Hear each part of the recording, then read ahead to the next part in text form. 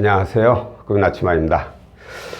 오늘 채무자 한 분이 대출이 가능한지에 대해서 문의를 주셨어요. 저희가 취급하는 금융사는 이금융권, 저축은행, 캐피탈이죠.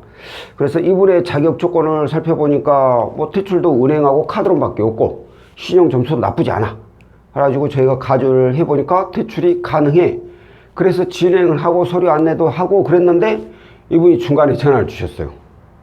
아니, 내가 신청한 곳은 금융사인데 왜 이렇게 일반 번호로 아니면 휴대폰 번호로 이렇게 전화가 자주 오죠? 왠지 불안하다 이거죠. 안 그래도 요즘 뭐 보이스피싱 내보내가지고 사기당하는 사람들이 많은데 혹시 사기 아닌가 이런 의심을 하시더라고요. 그래가지고 제가 왜 이런 상황이 발생되는지 그 내용에 대해서 설명을 드리고 다시 이제 진행을 했는데, 이렇게 문의 주신 분들이 간혹 계십니다. 아니, 왜 이렇게 휴대폰 번호로 전화가 오죠? 왜 일반 번호로 전화가 오죠? 왜 회사, 아니, 금융사 대표 번호로는 전화가 안 오고 다른 번호로 이렇게 전화가 오죠? 이런 분들이 간혹 계셔가지고, 오늘은 이 이금융권, 이금융 대출 진행 과정에 대해서 제가 설명을 드릴까 합니다. 왜 진행 과정이냐? 이 내용을 알면은 이래서 휴대폰 번호로 전화 오고 일반 번호로 전화 오고 그렇구나 라는 걸 아실 수가 있기 때문입니다. 자, 먼저 대출을 받을 때 우리 대출 상담사들 있죠. 대출 상담사들하고 이제 상담을 해가지고 대부분 대출을 받게 되죠. 이거 외에 뭐 본인이 회사 대표번호로 전화해가지고 금융사 대표번호 전화해가지고 문의하시는 분도 있겠지만 거의 대부분은 저희 상담사들하고 이제 통화를 하는데, 이 상담사들 소속이 두 가지로 나눠집니다. 두 가지로. 하나는 금융사 소속, 하나는 위탁법인 소속. 금융사는 말 그대로 뭐 캐피탈은 캐피탈, 저축은행 저축은행, 그 금융사에 소속되어 있는 대출 상담사이고, 그리고 위탁법인의 경우는 어떤 거냐면 이 금융사하고 계약을 맺습니다. 이 위탁법인 회사가, 우리가 쉽게 말해서 그 중개업체라고 하잖아요. 이 위탁법인을 얘기하는 거예요. 금융사에다가 얘기를 해가지고 내가 당신네들 거 상품을 대신 팔아주겠소, 이렇게 해서 계약을 맺고 이 금융사의 상호를 이용할 수 있는 권한을 받는 거죠. 이런 위탁법인들이 굉장히 많죠. 지금은 금융사들이 거의 뭐 내부적으로 상담사를 두고 하는 금융사도 있긴 하지만 거의 요즘은 위탁법인하고 계약을 맺어가지고 상품을 판매를 합니다. 저 역시 여기 위탁법인 소속 대출 상담사이고, 저희 상담사들도 이 위탁법인하고 금융사하고 계약을 맺었기 때문에 이 금융사 상품을 저희가 대놓고 광고를 할 수 있다라는 거예요. 그래서 저희가 어디 금융사, 어디 저축은행, 어디 캐피탈 대출 소속 대출 상담사입니다, 이렇게 광고를 할 수 있는 거예요. 자, 그러면 채무자분들이 이제 자금이 필요해가지고 우리 상담사한테 이제 전화를 할 거 아니에요.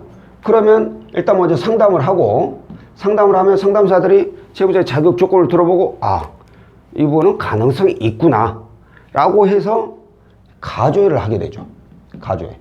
가조회를 하는 이유는 뭐예요? 가조회는 금액 얼마나 가능할 수 있는지, 그리고 금리 몇 프로나 적용되는지 이걸 확인하기 위해서 가조회를 하게 되죠. 가조회를 하고 나서 이게 가능하게 되면 이제 서류를 받고, 이거 안 써져?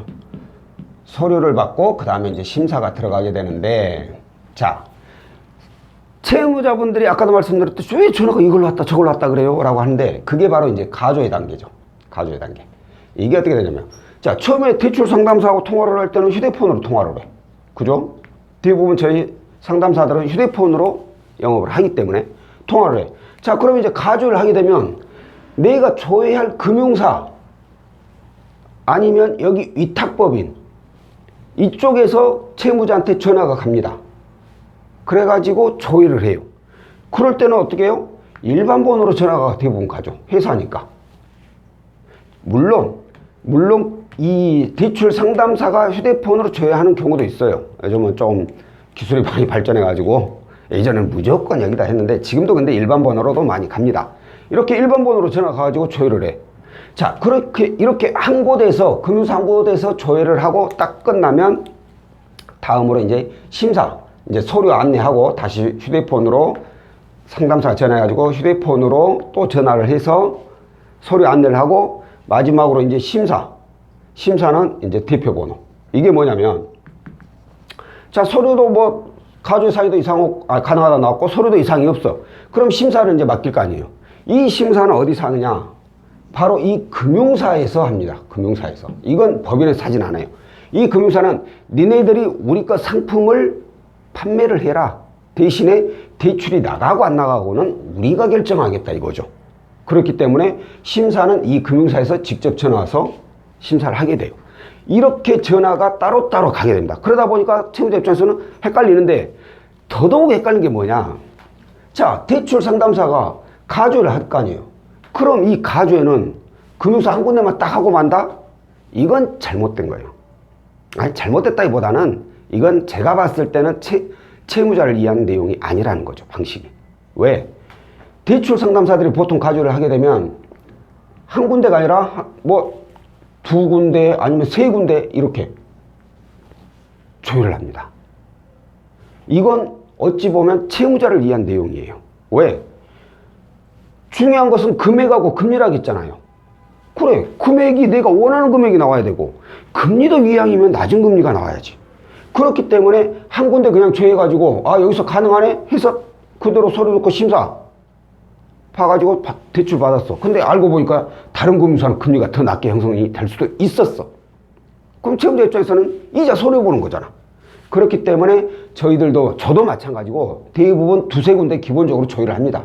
그래가지고 여기서 금액이 맞게 나오는지 금리가 어디가 더 낮게 나오는지 해가지고 이왕이면 금리가 조금이라도 더 낮은 곳으로 안내를 해드리죠. 이렇게 되면 조회가 하나, 둘, 세 개 들어가잖아요. 그럼 여기서 일반 휴대폰 번호, 일반 번호 이게 최소한 3번 이상은 왔다 갔다 해요. 번호가 계속 온다는 이거죠. 전화가 계속 온다는 얘기가 되죠. 그럼 이제 채무자 입장에서는 이제 이게 헷갈리고 의심스러울 수밖에 없죠.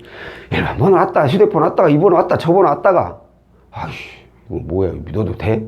이런 생각이 들 수밖에 없다라는 거예요. 하지만 이런 과정을 거치는 것이 채무자한테는 훨씬 더 나은 조건으로 대출을 그나마 받을 수 있다는 겁니다.